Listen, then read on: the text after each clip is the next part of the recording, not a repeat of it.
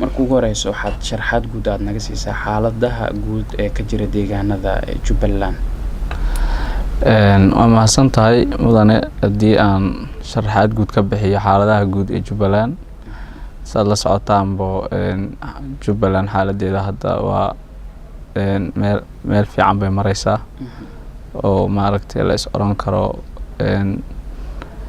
waa wax tallaabo horey looga sii qaadi karo. awal horey wax waa ka qaldameen oo habka iyo processka loogu talagalay in ay u dhacdo doorashada rasmiga ahayd oo reer Jubbaland adduunka iyo Soomaaliduna u hanweyneyd wax waa ka qaldamay. laakiin aakhirkii markii doorashadii annagana lagu doortay aan maaragtay lagu qabtay deegaano kamid ah gobolada Jubbaland ee degmada Baareere wixii ka dambeeyay waxaad moodaa inay siyaasadeedu soo hagaagayso xoogaa soo dhawaanshana hadda la dareemi karaa ayaad moodaa. marka ka bulsho ahaan iyo ka deegaan ahaan hadii waa lagu wacan yahay hadda wax dareen oo ka jiro ama dhibaato oo hadda taagan ma ay jiraan. caqabadaha guud oo ummadda Soomaaliyeed aan la wadaagno markii laga soo tago sida inaan maaragtay dadku waxyaabihii asaasiga ay wada baahnayeen aysan heli karin ama dalku uusan xor ahayn wax hadda gaar nagu ah ka deegaan ahaan ma ay jiraan oo dhibaato ah. saas islaam dad badan waxay isweydiinayaan maxaa ku kalifay in iyadoo wasaaradda arrimaha gudaha dowladda federaalka Soomaaliya ay sheegtay doorashooyinkii dhacay adigu hortaada dhacay inaysan aqoonsaneen xilligan maxaa ku soo beegay in adiguna aad qayb ka noqoto madaxweynayaasha sheegay in la doorto. waa mahadsantahay waa su'aal meesha ku jirto. waa run wasaaraddu warkeedu iska cadaa markii horeba laakiin markaan aragnay in warkii wasaaradda aan la ixtiraameyn habka ay wax u tilmaantayna aan la tixgelin in loo hoggaansamo meeshana kismaayo ahayd oo ay doorashada rasmiga inay ka dhacdaan xoogaa nin tooxsi iyo maaragtay ay ku timid oo dad badan ay isaga caanushubeen oo sheeganaya inay matalayaan masiirka guud ee reer Jubbaland. annagu taayadu waxay ku timid hab isqaan ah oo ay isku qaantay bulshadii reer Jubbaland in wax ayaga u adeegi karo ama maaragtay ay raali ka noqon karaan ay helaan. marka anigu waxaan raadiyay ma ahayna wax ummaddu ay keentay bay ahayd ayaga ila yimid soo dhistay processkoodii ina doortay madaxweyne miihi dadka aniga madaxweynimada sheegtay ee waxaan ahay dadka la doortay ninka la doortay baan ahayo sidii aad maqlayseen lagu doortay degmada Baareere wax bulshada ka yimid bayna ahayd iyo maaragtay community-ga meesha iyada ama deegaanada Jubbaland oo dhan ku nool ayna raali ka yihiin oo haatan inaan ku sii hogaamino ay diyaar u yihiin. xaaladda Jubbaland hadda qof ay u baahan tahay in loo sharaxo ma jirto sababtay tahay waynu ognahay xaaladda meesha hadda ay marayso soo uma muuqato dadka adigu ku sheegay inay ku caanashubteen inay qaybtooda ka qaadanayaan horinta xaaladda cakiran Jubbaland ka jirto. anoo ismalihi waxaan isleeyahay dadka aniga doortay walow ay yihiin reer Jubbaland oo dhan horin xaalad jirto ima aysan dooran xalin xaalad jirtay iyo doortay ma isleeyahay. maxaa ilaa hadda aad talaabo aad qaaday? waxaan qaaday anigu markii la dooranayay ballanqaadyo aan sameeyay baa jiray oo ah dib u heshiisiin inaan ka bilaabi doono deegaanada Jubbaland ka bacdina xukuumadda iyo systemka kale aan u gudbi doono.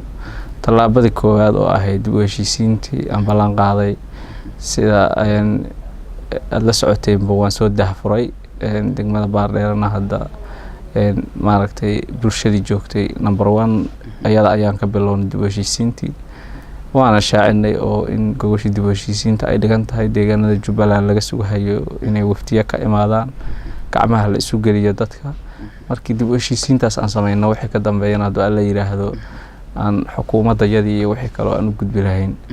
aan ka shaqeynayna waa ballan qaadnay. marka waa saas processkaas ilaa hadda noo qabsoon intaasna hadda yaa is oran karnaa wax qabadkayga koobaad wax qabadkayga labaadna waa mid ka hadda aan ku soo baxay oo safarka ugu joogo magaalada Muqdisho oo aan maaragtay ugu raadinayo xiriirkii dawladda dhexe iyo deegaanka Jubbaland oo nimanka anaga talada nooga horeeyay ay jareen in aan dib u yagleelno soo celino.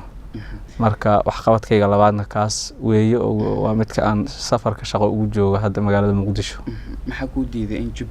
Kismaayo aad tagto xaalad cakiran ay ka jirto dib u heshiisiin aad ka hirgeliso? waxaa ii diiday Kismaayo dadka jooga waa dad hadda koox si gaar ah dana u wadata u yara afduuban. dowladda dhexe waxay u diiday aniga ii diiday baa la dhihi karaa way sababtu tahay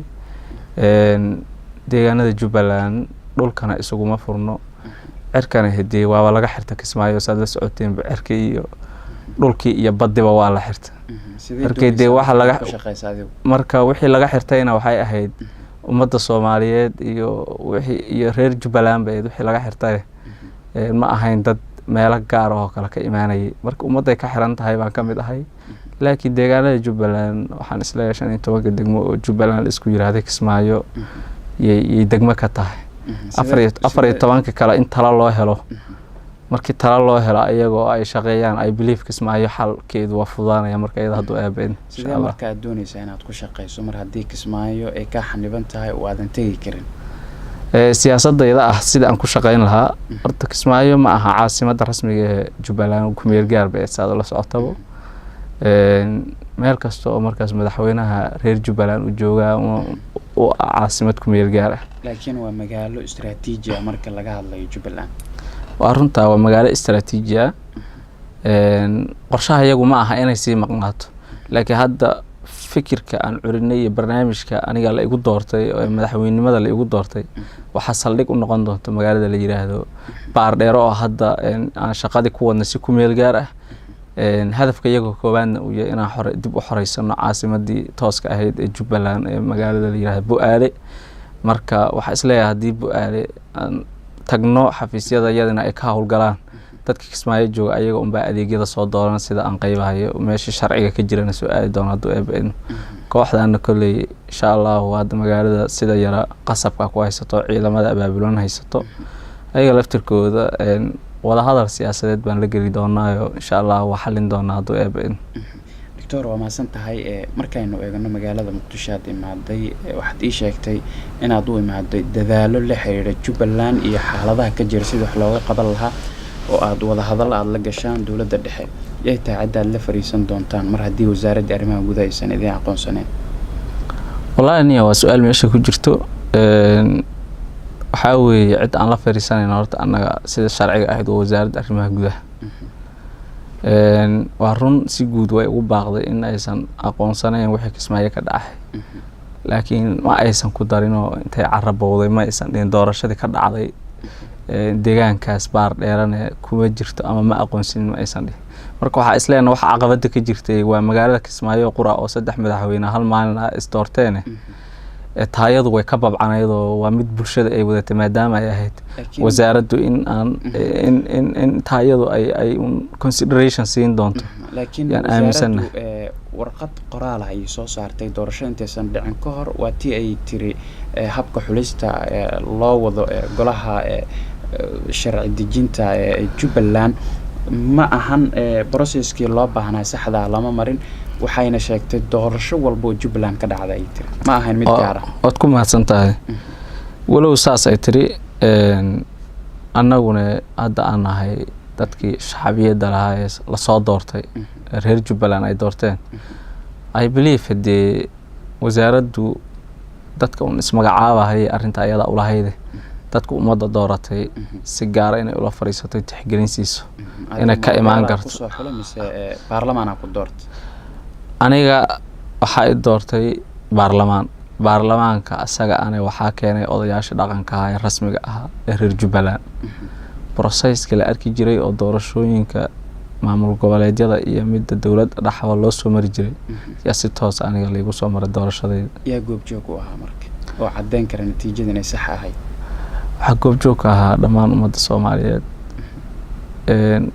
guud ahaan way joogeen oo dad badan oo kamid ah oo maaragtay bulshada magac ku leh way naga soo qayb galeen reer Jubbaland way u ilaayeen baa oran karnaa marka anagu ma nihin dadka beesha caalamka hadii sameeyay joogin muraadka iyagu mukabil ma siyaasadda iyadu ma qorayso ka deegaan ahaan bulsho state walow ana waan aaminsanahay in barnaamijka iyaga sida iyada uu noogu dhaqan geli karo. waxaa hadda u baahan inaan qancinana wasaaradda arrimaha gudaha heer federaal. haddii wasaaradda arrimaha gudaha ee dowladda federaalka Soomaaliya ay abaabusho doorasho Jubbaland oo sax ah, diyaar ma u tahay inaad ka qayb gasho? wallahi number 1 waxaa ka horeyso in horta aan wada fariisano doorashadayada qaabka u dhacday iyo aan kala xog qaadano. markii aan kala qanacno oo wax rasmi ah oo macquul oo logic ay noo sheegaan, annagu waxay ummadda u dan ahaano dan ah. laakiin waxaan aaminsanahay haddii aan wada fariisano in ay wana aqoonsan doonaan oo ay nala shaqeyn doonaan. annagu hadda aqoonsiga wasaaradda arrimaha gudaha wuu noo dhiman yahay, laakiin sida kale waa u dhammaystiranahay. walow aan ku hadlayno codkii bulshada ayna tahay cidana dooratay ee bulshada ay tahay. I believe markaste dhan kasta oo wada xaajood loo qaaday iyo dhan kasta oo aqoonsi aan ku raadinaynaba in aan ka fududaan doono meelaha kale hata kritikada ka jirto. marka wasaaradda arrimaha gudaha dalka guud ahaan ayada xukunto hababkeeda doorasho in ay qeexdana waa wax meesha ku jiro. marka wixii ay soo saarto annagu marnaba sacabada ka horgeyn mayno, laakiin annagoo u danaynayno bulshada aan matalaynayno soo dooratay. wasaaraduna hadee waajibaad baa saaran oo codkii ummadeeda ay iyadu matalaysay ka yimid inay tixgeliso siyaasiyan waa wax meesha ku jiro. annaguna waa u dhaga fududaanaynaa inaan wixii wasaaradda hadda ay carabowdo toos ah loona maro nidaamkii officialka ahaa. hadda dad sacabada ka horgeynaya ma lihin oo sababta waxaan ku kalsoonahay dadka shalana soo doortay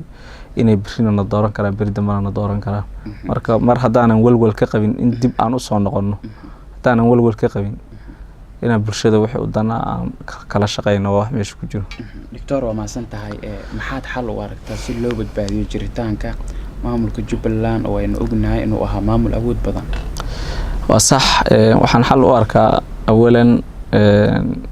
dadkan maaragtay qaababka kale u fakarayo in ay ka tanaasulaan oo ah in ummadda masiirkeeda maquunin ama xoogaa ciidan oo la isku dubariday lagu xukumi karo in ay ka tanaasulaan. danta Jubbaland waxay ka go'daa taladeeda ummadda reer Jubbaland si guud wax loo saxo. waxaa isleeyahay annagu systemka hadda aan ku joogno oo aan isleenahay waa system hadda dadku uu ku wada qanci karo in la taabageliyo oo la isugu yimaado asaga. annagu waan sheegnay gogosha dib u heshiisiintoon dhignay bay yaan u aragnaa xalka ugu muhiimsan ee reer Jubbaland isugu keeni karo, hadday tahay garabyada siyaasadda iyo hadday tahay ummadda guud ee reer Jubbalandba. marka insha Allah taasaan anigu xalka u arkaa in gogol nabadeed oo dib u heshiisiin aan dhigno maaragtay halkaas ayada ana wixii xal aan ku gaarno. sidaas la mid ah wasaaradda arrimaha gudaha insha Allah doorka ay ku leedahay dib u heshiisiintaas waa ka siin doona walow ay annaga nidaam ahaan aan ayada hoos tagno.